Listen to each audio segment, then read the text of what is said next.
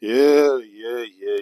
Folks, this is my third video now on the gender-based violence protest or shutdown or whatever you want to call it that was happening in my home country of South Africa. As far as I understand, this thing happened on Friday, the 21st of November.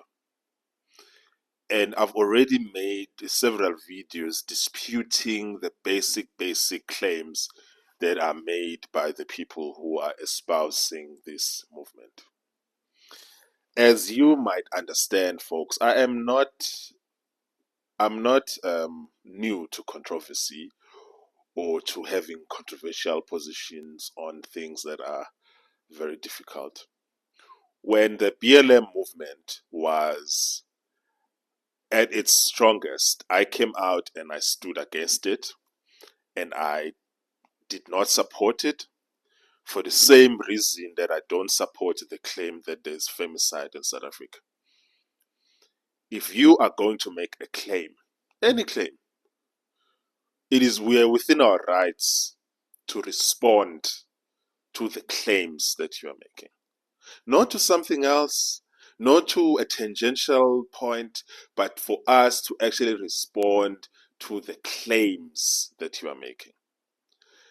Or let me just put it, to put it more succinctly, to respond to the best arguments of your claim. Not going straw men arguing, or not doing the not all bullshit and all that crap, or that, oh, every life is important. No, but to actually address head on the claim that you were making. And also, when the claims that were made about a white genocide in South Africa, we also have a right to respond to that claim too, to respond to the basic premise of the claim, not to the tangential claim, not to the other auxiliary points, but to respond to the main argument that is being made. Same thing here with the claim of femicide, which I have strongly in a video before disputed. And I have made a claim that there is no femicide in South Africa. As I've made also in the past that there is no white genocide in South Africa. And as I've also made a claim in the past that black men are not being targeted by the police in the United States on the account of their race. And these three movements, if you want to call them that, are similar in their nature, in the nature of the claims that they make, number one. And number two, they are similar also in the flaws of the claims that they make. This is why I'm grouping them together. And if you do not have the intellectual capacity to understand the complexities of doing comparative studies, then please don't join this conversation. Because if you are unable to do comparative analysis, then you are not fit to be having this conversation, and stay away from this conversation. Let me start by the Black Lives Movement, and then I'm going to move on to the white genocide claims, and then I'm going to move on to the femicide claims. I'm just going to position the claims, and then I'm going to go further in terms of how are they similar in the nature of their claims. And then thirdly, I'm going to look in terms of how all three of these movements are based on delusions. Number one, Black Lives Matter was primarily based on that police officers, especially white police officers in the United States, are out here killing black men, unarmed black men, for no reason. And that black men are particularly in a danger to be killed by the police for no reason other than the color of their skin. number one. That's the Black Lives Matter. There are also obviously other auxiliary points like police brutality, which has nothing to do with police killing black men. That's a separate point that I'm not going to debate here. Because when the main point fails, they go to the second point. And then once the second point fails, they go to the point of, oh, but they are human beings. That's when you know now you've entered the gaslighting level of the argument. Yeah. And then the white genocide claim is that white farmers in South Africa are being killed by black people for no reason other than the color of their skin. That's the claim of the white genocide movement. And the claim for of the femicide claim is that women in South Africa are being killed because of their gender in South Africa. They are being targets because of their gender. It might be because of discrimination or misogyny or patriarchy or whatever, but they are being roundly killed because of their gender. Those are the three separate claims, from the BLM claims to the white genocide claims to the femicide claims. How are these claims similar? They are similar in this regard. They are similar in that the BLM claim makes a claim that people are killed by the police on account of their race, which is black race. And the white genocide claim is that people are being killed by black people in the country for the account of their race, which the race here is being white. And the femicide claim is that people are being killed on the account of their gender. The gender here being a woman. How do all of these claims fail? They fail when you start looking at the crime statistics, or on the issue of police shootings, when you start looking at the statistics of police shootings. On the white genocide claim, in terms of the statistics, in terms of how many people are being killed in South Africa and what is their racial breakdown. And on the femicide side, when you start looking at the breakdown of how many people are being killed in South Africa, and then you do the breakdown in terms of gender. That is where all of these claims and all of these movements have their problems, because when you look at the statistics point a different story altogether. Let's start with the BLM movement. With the BLM movement, even though right now I don't have the data in front of me because I haven't looked at this debate in a very long time, we found that white men in the United States are killed at a higher rate than any other racial groups by the police. We even found that white men in the United States, there are more white men who are unarmed who are killed by the police year in, year out in the United States of America. But then when you're looking at the white genocide claim, we found that white people are so underrepresented in homicide numbers that they make up 2% of all homicide victims in South Africa, while white South Africans are 9% of the population. Meaning they are more than 5 times less likely to be victims of homicide when one considers their population size in South Africa.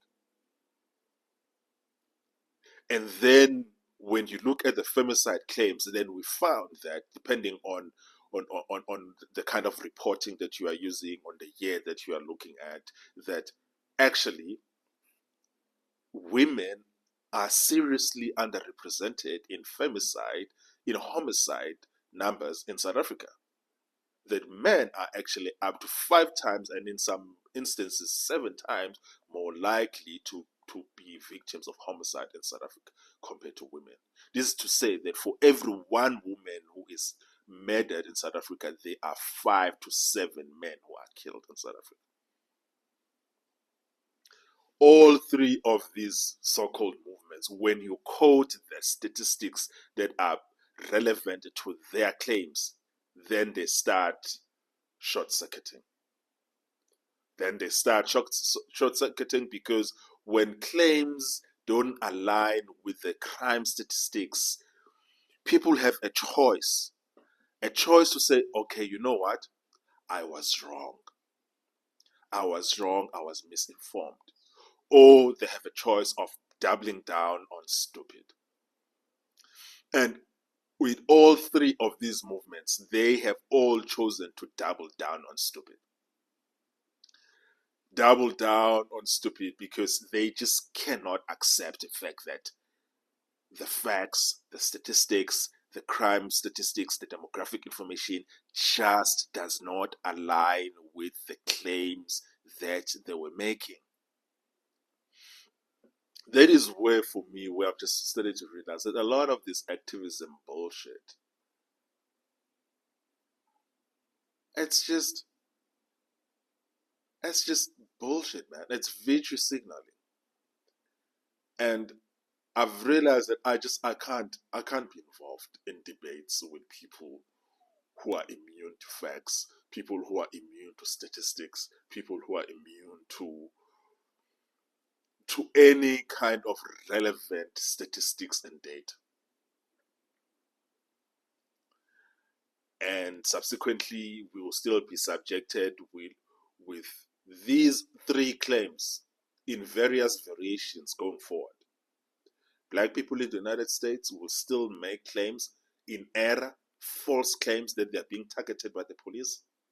White South Africans will still make false claims that they are being killed disproportionately in South Africa on account of their race. And women in South Africa will continue to make false claims of femicide. None of these groups are interested in the facts. They're not interested in the facts. You can put the facts in front of them. They're not interested in them. They're not interested in them. Yeah, that is when I decided personally that I can't be party to this nonsense. I can't be party to it. Leave me out of it. I don't want to talk. I'm not in the room. I'm not interested. I'm not interested. Leave me out of it. And we've obviously answered the question of that the majority of these men who are killed, who in South Africa are killed by other men. And I've addressed how the fact that the majority of the homicides being committed against men are committed by other men is actually supports the claim that there is no femicide, because that works as a controlled data set, which help us to actually eliminate false positives or false negatives. It is similar actually to how that when we see that, for instance, with the femicides, and when we're comparing in terms of racial basis in South Africa, that the black people who are being killed in South Africa are killed by black people, and black people are killing more black people than they are killing white people. It actually helps to eliminate the argument that the white people who are being killed by black people are killed on account of race.